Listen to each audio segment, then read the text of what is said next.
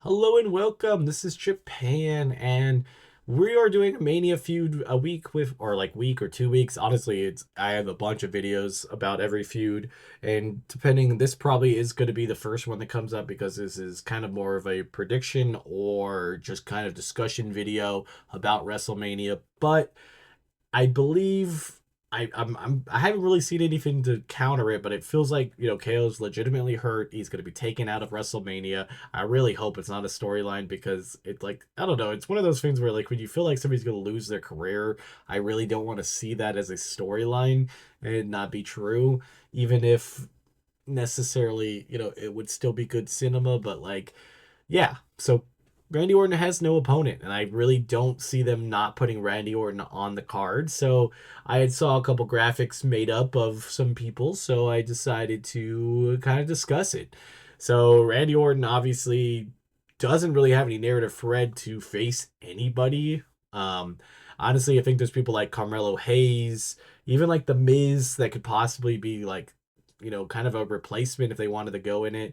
But honestly, these three pictures I feel like are the best bets. So I'm gonna go from right to left, just because I feel like narratively that's kind of how it goes. But obviously, the first one being Aleister Black. Even if he's coming back to the WWE, we've had that mystery vignette. I'm pretty sure belongs to Aleister Black. I definitely like to see this. I definitely think it would be a cool thing.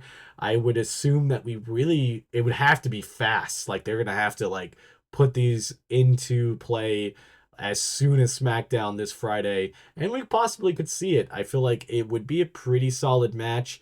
I feel like it could set us up for some future storylines and future like just feuds in general. But I would be down for this. I think like it would be a good match, and I think both men deserve it. Plus, it would give a big giant welcome back to Aleister Black, and like a big like, hey, look it, we put you in WrestleMania right off the bat. And a lot of the AEW talent that has came over in the last 2 years is on this card. We had Jade Cargill, we have Penta. I wouldn't be surprised if we see somebody else also. I mean, obviously like Cody Rhodes, if you want to count him as in that group, that also works. Next up would be Shinsuke Nakamura. I mean, it makes sense. He's kind of the big heel. It could make sense that Nakamura goes after Randy Orton right after this. It's not like a weird storyline.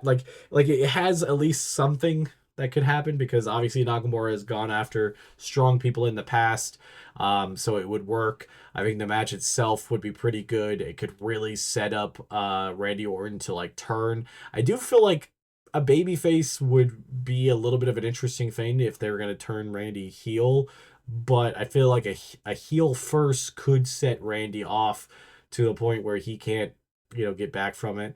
And they could definitely have him just absolutely annihilate Nakamura, or get hit with the mist and not be able to control himself. I think Nakamura would be a good fit in there. It's like one of those things where it's like I don't think it's the best feud, but I think at least it would be a good match, and that we could put our hang our hat on that. At least luckily Randy Orton got back.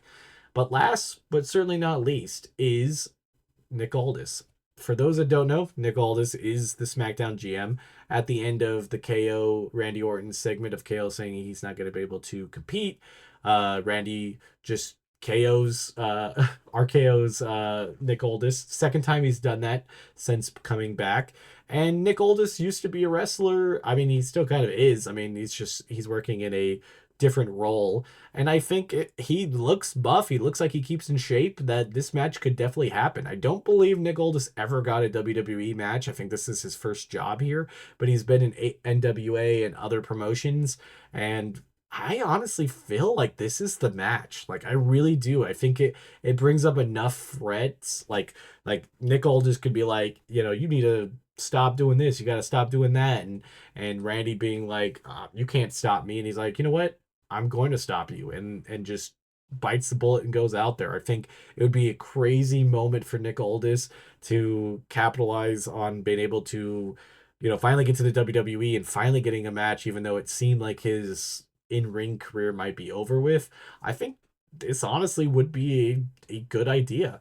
It's a good match. It's a good idea. I feel like you're gonna have some, really good strength between the two. And if Nick Aldis has been keeping in shape, which he looks like he has been, I don't think it'd be that hard to get into a WrestleMania like level of strength in the 2.5 weeks that he has, that it could work, and I wouldn't be against it. So my pick is Nick Aldis. I don't really see anybody else unless it's just going to be completely random, or they're going to feed somebody like The Miz or Carmelo in there. I mean, even like Jimmy Uso. Like, I just feel like you're going to just be randomly giving somebody to Randy Orton to destroy. At least with any of these three, I think it could actually put it into an actual match where Randy might not win, but it might further a story in a feud after WrestleMania to get them to Backlash. Or because I mean, Backlash is in St. Louis, and I feel like Randy is going to be a marquee person in that. So some of these could get him somewhere else, like at least getting him to the heel turn to possibly be another big heel for Cody, or even going after John Cena or whatever happens. But yeah, I'm thinking Nick Aldis. Tell me what you guys think, or if you think Randy Orton's going to be left off the card. But I do believe they're going to get him something. Till next time, bye guys.